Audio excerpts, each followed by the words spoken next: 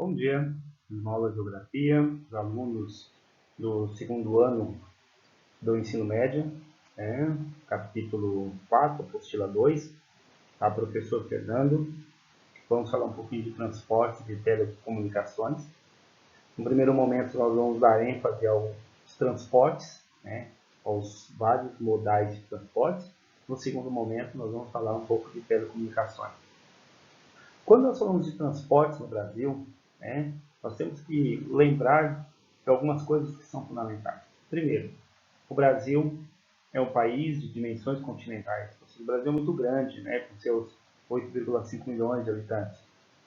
E tem também, hoje, a sexta maior população do mundo, com mais ou menos 210 milhões de habitantes. Então, o Brasil teria que ter, na realidade, um sistema de transporte muito efetivo, que não acontece. Então, nós temos graves problemas em termos de infraestrutura nos diversos transportes existentes no país. Já vista que esses problemas de infraestrutura estão centrados tanto de forma quantitativa e também de forma qualitativa.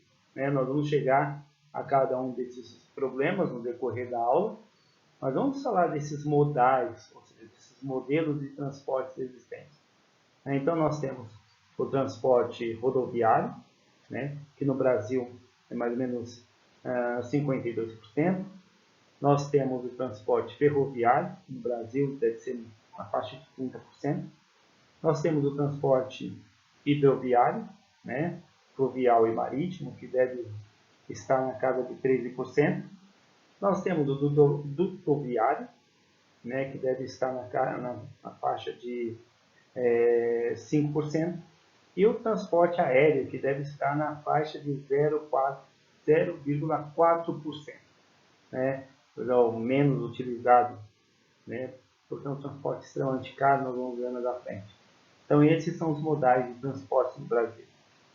Esses modais transportam cargas e pessoas.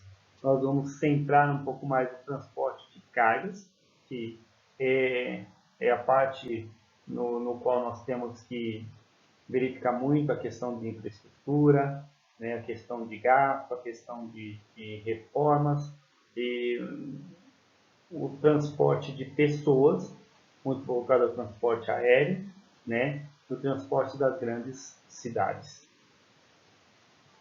Então, nós temos aqui uma figura com os modais de transporte. Fica muito claro aqui: transporte ferroviário, aeroviário, transporte hidroviário, transporte rodoviário. Aqui não aparece, mas é importante citar para vocês que existe o transporte dutoviário, ou seja, transporte através de tubos, gasodutos e oleodutos.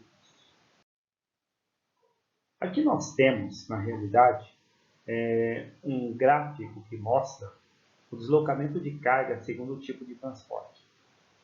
Vocês vão perceber que nós temos aqui alguns dos maiores países em termos de extensão territorial. Então, aqui nós temos os países com maior extensão territorial. E é dito, isso eu estou falando em cima de estudos, que o melhor sistema de transporte de carga para países com grandes dimensões territoriais é o transporte ferroviário. E observe nesse gráfico que tudo tem a ver. Então, se nós pegarmos os países com maiores extensões territoriais no mundo, vocês vão perceber que esses países eles utilizam demais o transporte ferroviário em detrimento ao transporte rodoviário. E o Brasil fez um processo totalmente inverso. E nós vamos estudar o porquê disso. Então, nós vamos pegar a Rússia, 81% do transporte russo é feito através de ferrovias. Pegamos o Canadá, 46%, a Austrália, 43%, Estados Unidos 43%, a China 37%. Observa no Brasil apenas 25%. Então, tem alguma coisa errada e nós vamos verificar mais na frente. Por quê? Porque o Brasil, né? Olha o Brasil. O Brasil é que tem o maior índice de transporte rodoviário. Então, mais da metade do transporte de cargas no Brasil é feito através das rodovias. É um transporte extremamente caro. Esse gráfico mostra de uma forma muito legal o transporte de cargas em relação aos grandes países em termos de dimensão territorial. Então, nós vamos ver por que o Brasil optou pelo transporte rodoviário, se é viável, se é bom, né? Então nós vamos ter um relato sobre esse processo de transporte de cargas no Brasil. Aqui nós temos as vantagens e desvantagens dos tipos de transporte. Então nós temos aqui no primeiro plano, em relação ao transporte de carga para longo percurso, ou seja, de um país para o outro, né? Até mesmo dentro do mesmo país, de uma região para outra, né? São os mais vantajosos os transportes hidroviário e ferroviário, né? Mas por que eles são mais vantajosos no caso? Eles carregam mais carga com menor consumo de combustível, né? Imagine lá um transporte, por exemplo, um transporte ferroviário. Ele pode utilizar a energia elétrica, que é uma energia menos poluente e mais barata. A ferrovia, em relação à matriz ou à motriz energética, apresenta mais vantagens que a hidrovia e a rodovia, o que eu acabei de dizer para vocês. Pois, embora as três possam utilizar combustíveis fósseis, as ferrovias podem optar pela utilização da energia elétrica. Volto a citar para vocês que a energia elétrica ela é menos poluente, tá? E é mais barata. Hidrovias e ferrovias têm maior tempo de vida útil e menor custo de manutenção. Quando eu falo de vida útil, eu falo dos dormentes, né? Exige menos manutenção, né? Os dormentes eles ficam anos e anos, né? Sem precisar trocá-los. Pense nas hidrovias.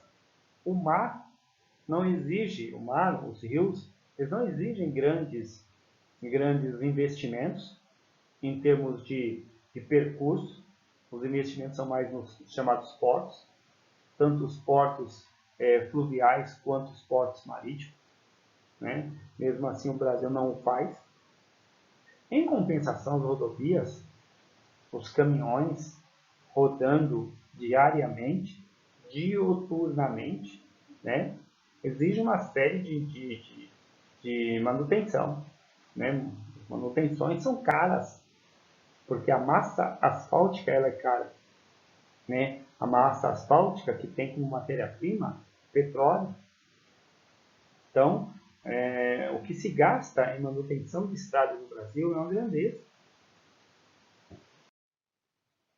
Quanto à flexibilização e à facilidade de acesso, aí leva vantagem transporte rodoviário. Então, transporte rodoviário, consequentemente, eu posso chegar a lugares de diversos climas, diversos tipos de relevo, né? Eu vou até um determinado tempo com o navio, mas depois eu preciso de transporte rodoviário para flexibilizar essa entrega, né? Depois aparece aqui a entrega porta a porta. O caminhão pode fazer isso, porque eu tenho caminhões de diversos portes, tenho caminhões pequenos, médios e grandes. Ele pode levar a mercadoria até a residência do indivíduo, né? Para transporte de carga de pequenas distâncias, também a rodovia é importante. Você pega aí transporte de cargas de 30, 40, 50, 100, 150 quilômetros. Muito mais vantagem você levar essa carga através das rodovias, né? Então as ferrovias e o transporte marítimo para longas distâncias. Eu tenho aqui as rodovias, né? Como que existe um padrão de rodovias no Brasil? Essas rodovias, elas são radiais, longitudinais, transversais e transversais. Então, olhem só, quando nós estudamos essas rodovias, ela vai do zero ao 500. Então, do 0 ao 100, do 101 ao 200, né? Do 201 ao 300, do 300 assim sucessivamente. Começamos pelas rodovias radiais. As rodovias radiais, todas elas partem da capital do Brasil. Elas vão de 0 a 100. Então, BR-040, BR-060, então todas essas rodovias radiais, elas partem da parte central do Brasil. Deixa eu pegar um lápis aqui e mostrar para vocês aqui essas rodovias saindo da parte central do Brasil. Olha aqui, ó. Deixa eu pegar a borrachinha e falar aqui, ó. Deixa eu apagar aqui, fica melhor aqui. Então, deixa eu pegar outra. E essa corzinha aqui. Ó, todas as rodovias radiais, ela parte do centro do país, Brasília, Distrito Federal, né? E todas elas, tá? Vão do 0 ao 100, 0,40, 0,50, 0,60 e assim sucessivamente. Aí nós temos as rodovias longitudinais, longitude, ou seja, essas rodovias elas vão de norte a sul do país, elas são longitudinais, né? Elas partem do 101 ao 200, né? E essas rodovias, ou seja, essas longitudinais, nós temos a mais importante, que é a chamada BR-101. É essa rodovia aqui, ó, que vai margeando o litoral do Brasil, ó. Vai sair do sul do Brasil, vai até o nordeste do Brasil. Tá? É importante vocês terem essa ideia. As longitudinais, de norte a sul. Depois nós temos as transversais. É justamente o contrário. Se as longitudinais vão de norte a sul, as transversais vão de leste a oeste. Ó, de leste a oeste. Então, elas atravessam o Brasil de leste para oeste. Então, elas vão desde a BR-201 até a BR-300. Depois nós temos as chamadas rodovias diagonais, né? Por exemplo, ela vai de noroeste do país até o sudeste do Brasil, né? Elas cortam de forma diagonal. E essas BRs vão da BR-301 até a BR-400. Beleza? Chegamos no transporte ferroviário.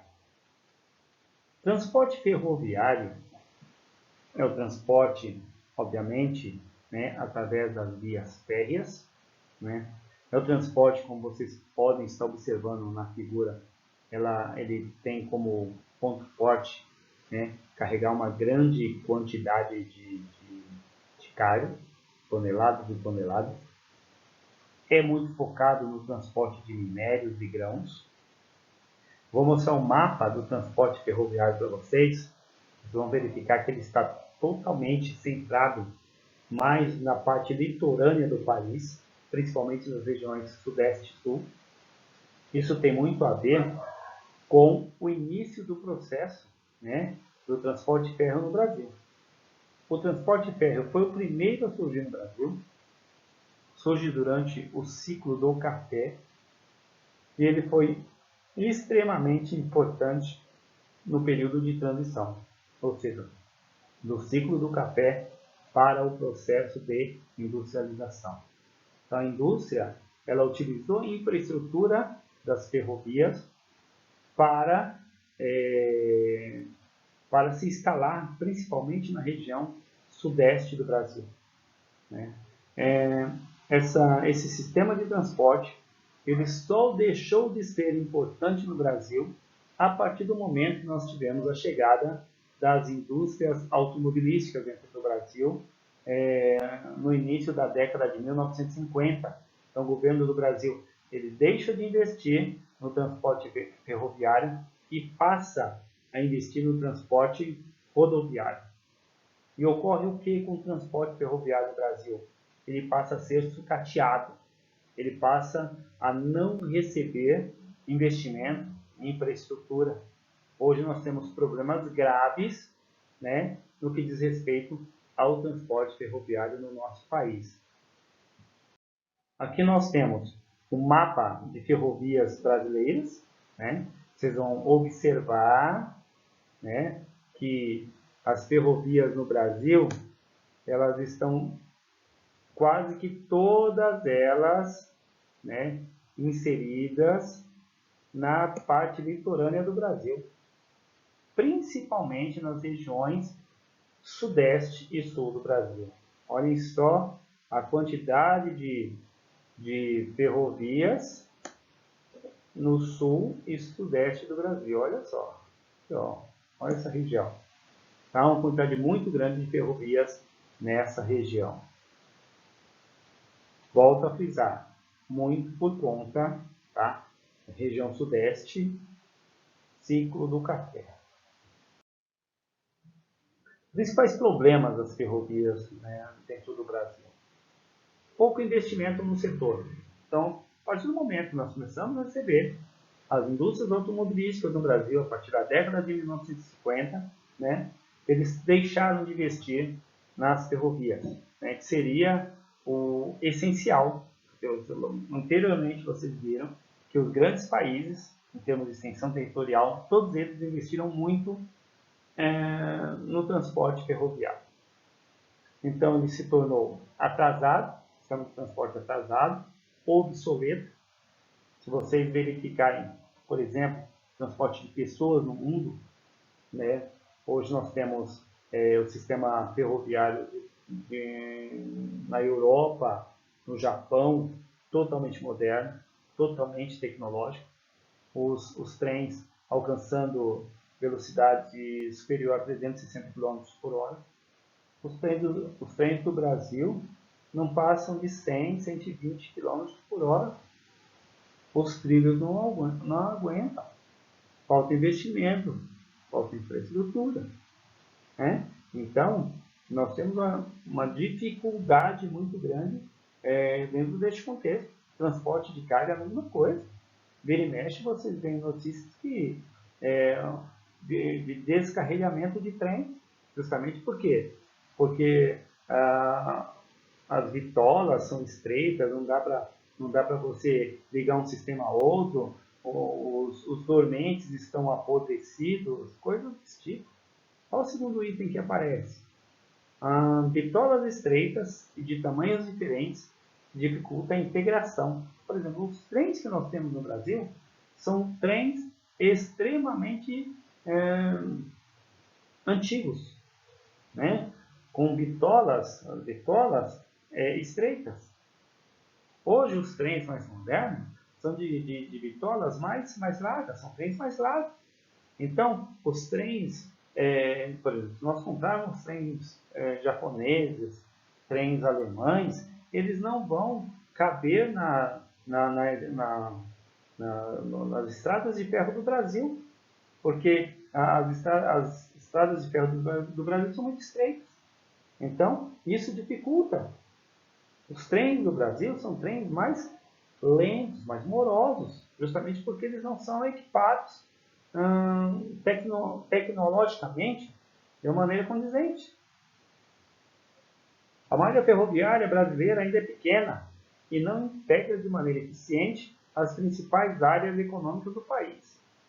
Então, por exemplo, se ela está centrada somente nas regiões sul e sudeste, né, na parte litorânea, como eu vou, por exemplo, um sistema de carga de produtos agrícolas da região centro-oeste para a região sudeste? É inviável, nós não temos estrada de ferro para isso. Então, o grande a grande tarefa para o Brasil, a grande lição de casa para o Brasil é montar um sistema mais moderno de malha ferroviária que integre o Brasil como um todo. Né? Fica a dica. Né? Transporte fluvial. Transporte fluvial no Brasil, ou seja, o transporte através dos rios, né? E assim, esse transporte é o menos utilizado, vai aparecer para vocês aí, vou até mostrar. E transporte de menos importância, né, no Brasil, e o mais decadente, né? Mesmo porque existe uma falta de investimento nesse tipo de transporte, mesmo o Brasil tendo uma extensão navegável muito grande, 44 mil quilômetros, né, de rios navegáveis. O que falta também? Infraestrutura, falta investimento. Né? Olha só o que aparece aqui, os fatores que concorrem para menor importância no transporte fluvial no Brasil. A grande distância em que se encontram os rios mais facilmente navegáveis. Da onde estão os rios mais facilmente navegáveis? Amazônia e Centro-Oeste. Por exemplo, rio Amazonas, que é um rio de planície, né, e os seus afluentes lá na região amazônica. Então, estamos muito longe dos grandes centros, região centro-sul, região sudeste, região sul do Brasil. Portanto, cria-se uma dificuldade muito grande, apesar de nós termos um transporte fluvial muito forte, né, nas regiões sudeste e sul. Né? Então, nós temos aí um sistema de transporte naquelas bacias lá da região sul e sudeste, com uma integração forte com o Mercosul. Né? Então, nós temos, mas essa distância da Amazônia, essa distância do Centro-Oeste, né, mais que inviabiliza, né, os investimentos nesse tipo de transporte. O regime tropical da maior parte dos rios, provocando a grande diferença de nível das águas durante o ano. Tem regiões que chovem mais, tem regiões que chovem menos, tem diferença de um rio para outro, tem um rio mais baixo, um rio mais alto. Isso necessitaria do quê? Investimento. Por exemplo, construção de esclusa, aquele elevador mecânico que vai içar o navio, né, de uma parte do rio para a outra parte. Esse investimento não ocorre. Né? Se você for no interior de São Paulo, a cidade chama-se Barra Bonita, vão ver o rio Tietê, limpo, bonito, uma esclusa no qual o navio é içado, sobe e passa de um nível do rio para outro. Coisas que não acontecem, por exemplo, em outras regiões do Brasil. Então nós temos aqui a falta de mentalidade hidrovia, né, que não promove a realização de obras nos rios. Como eu disse para vocês, construção de eclusas. Eclusa é um elevador, né, mecânico que levanta um navio e passa ele de uma parte para outra do rio. Canais, né, os portos fluviais, os portos, né, para receber as mercadorias, eles estão em situação precária. Então, falta investimento. Né? O Brasil não olha o sistema de transporte como deveria olhar. Se ele não olha o transporte de pessoas, ele é muito mais visível, né? As pessoas precisa do transporte. Imagine o transporte de carga, né? Nós temos aqui o transporte marítimo, né? O transporte marítimo, o transporte que leva mercadoria geralmente de um país para o outro, né? Olha aqui, nós temos esse navio, né, que está transportando containers, né? E tem alguns navios, esse navio deve estar transportando mais ou menos 5.000 containers. Olha a quantidade de carga que está levando esse navio. Tem alguns navios mais modernos, alguns navios chineses, eles chegam a transportar 11.000 containers. Então, o transporte marítimo ele é muito forte. É importante ressaltar para vocês uma questão que cai muito no vestibular. Vocês falam muito do sistema de transporte de cabotagem, né? Pessoas, muitas vezes, vocês nem ouviram falar desse sistema de transporte, né, de cabotagem. É um sistema que leva carga, né, de um porto para o outro. Esse é o sistema de cabotagem. É o transporte de carga, né, de um porto para o outro.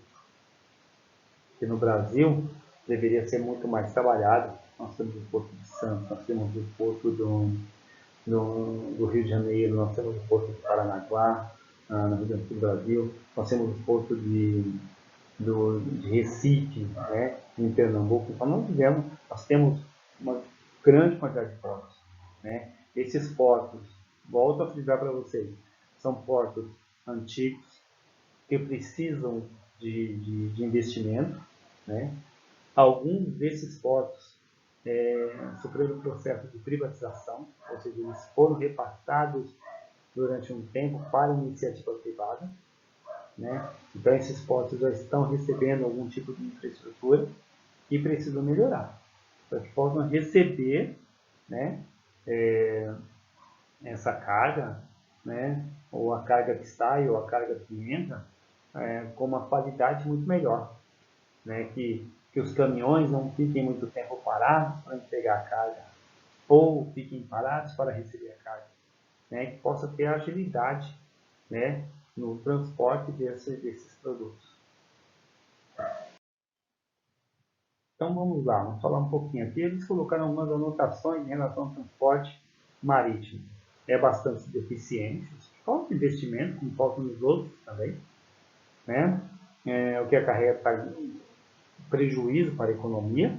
Imagine só a quantidade de mercadorias que são transportadas, né, para outros países através de navios, principalmente petróleo. As causas principais não são decorrentes do meio físico, e sim falta de investimento de grana mesmo. O Brasil tem um litoral muito extenso, né?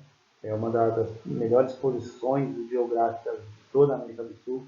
O Brasil tem 8.000 quilômetros de litoral, é importante nós estarmos salientando, né? É perfeito para o comércio externo, para qualquer outro país, né, do mundo, através de transporte marítimo. Seus numerosos acidentes geográficos propiciam a instalação de portos. Nós poderíamos ter construído muito mais portos, né? Não o fizemos, nós deixamos de investir. Isso é um caso grave, inadmissível para um país como o Brasil não investir nesse tipo de transporte. Aí nós temos o transporte aéreo, né? Esse é o menos utilizado para carga e muito utilizado para o transporte de passageiros, tá? Por que ele é pouco utilizado para carga, né? Porque é muito caro. Então, o avião ele utiliza gasolina azul, né? Que é extremamente cara no mercado. Então, qual os produtos que são transportados através dos aviões? Produtos que têm um valor agregado muito alto. Então, se eu tenho, por exemplo, uma carga de notebooks, uma carga de celulares, uma carga de ouro, né? obviamente são transportadas através de aviões. Tá? Então, esse transporte tem que ter um valor, ou tem que ter um valor agregado muito alto. Então, aqui, a grande dimensão territorial do Brasil e a existência de extensas e distantes áreas sem comunicação terrestre são fatores importantes para o desenvolvimento do transporte aéreo do Brasil. Então, por exemplo, o Brasil, em se tratando de transporte de pessoas, nós temos que investir muito mais no transporte aéreo e fazer com que as pessoas com menor renda possam, né, se utilizar desse tipo de transporte. Imagine viagens hoje para o Nordeste do Brasil, viagens hoje para a região Norte do Brasil. São viagens longas, cansativas, no qual é necessário que você faça uma viagem através do transporte aéreo. Porém, o custo dessa viagem é muito alto e não é acessível a todos os brasileiros. Né? Aí nós temos a crise do transporte aéreo no Brasil. Que crise é essa? Muito por falta de infraestrutura, investimento nas torres de comando. Né? Olha só, nós tivemos o quê? Um acidente aqui, ó, com voo 19007, né, no ano de 2006. Né? Por falha do quê? Falha de estrutura, falha de comunicação. Um avião brasileiro quase que se chocou no ar com um avião dos Estados Unidos. Infelizmente, o avião brasileiro caiu, morreram várias pessoas. Nós tivemos outros acidentes no Brasil, né? Como um acidente ali no aeroporto, né, de São Paulo, né? Ao aeroporto de São Paulo, né, que morreram muitas pessoas. E, por exemplo, o Brasil tem o segundo maior tráfego aéreo do Brasil, desculpem, do mundo, só perde para os Estados Unidos hoje. Há de se dizer que os controladores das torres de comando, né, aéreo do Brasil, muitas vezes, eles não falam inglês.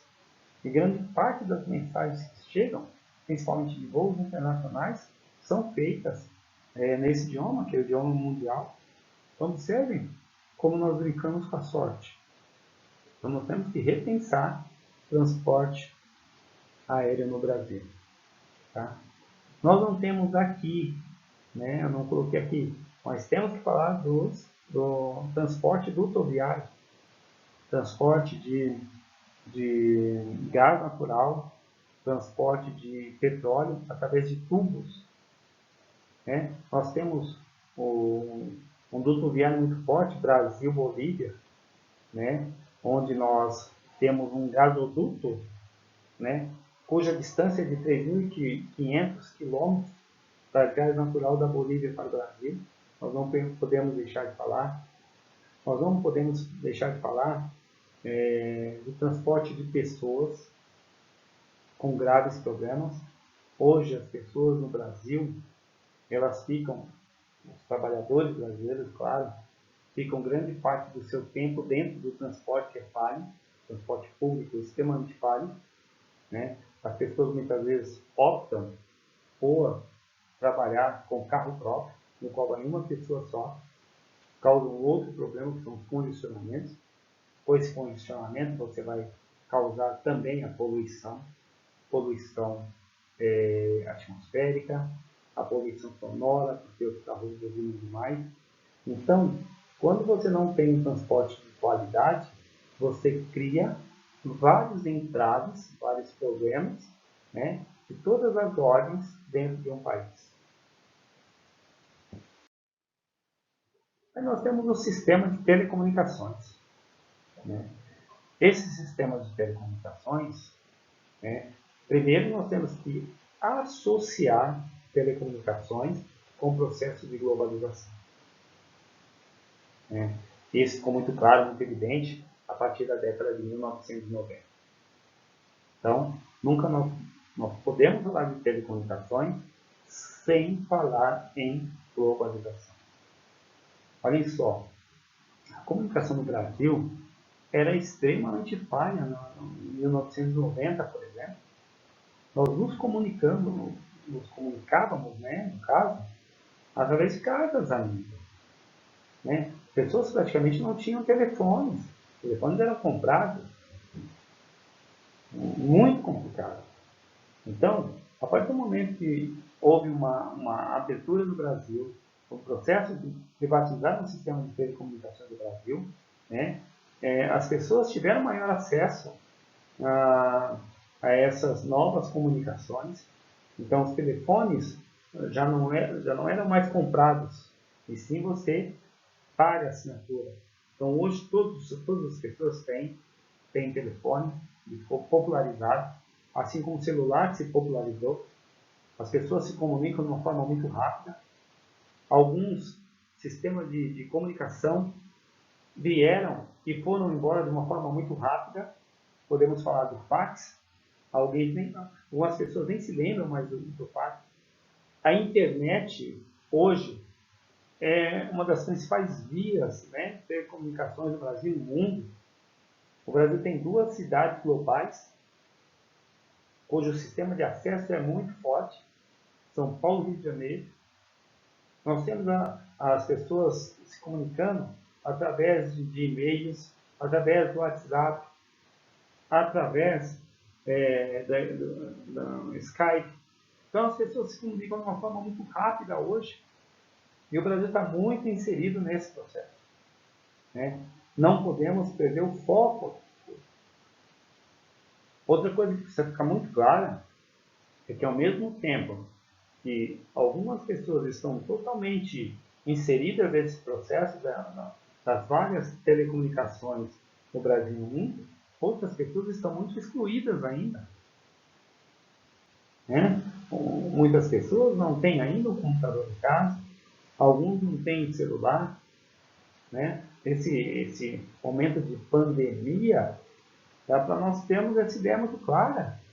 Quando você coloca à prova o ensino nas escolas públicas através da telecomunicação, através do celular, através do computador. Os alunos muitas vezes não têm, eles não conseguem estudar. Né? Então, é importante nós colocarmos que o sistema de telecomunicação do Brasil é muito forte. Ao mesmo tempo, nós temos ainda pessoas fora desse processo. Né? Então, nós temos muita informação. Não podemos deixar de citar TV por assinatura, né, que é outro processo forte que chegou a ficar no Brasil. Então, o Brasil é um país das telecomunicações, mesmo sendo um país em processo de desenvolvimento. Beleza? Obrigado pela atenção. Até a próxima aula.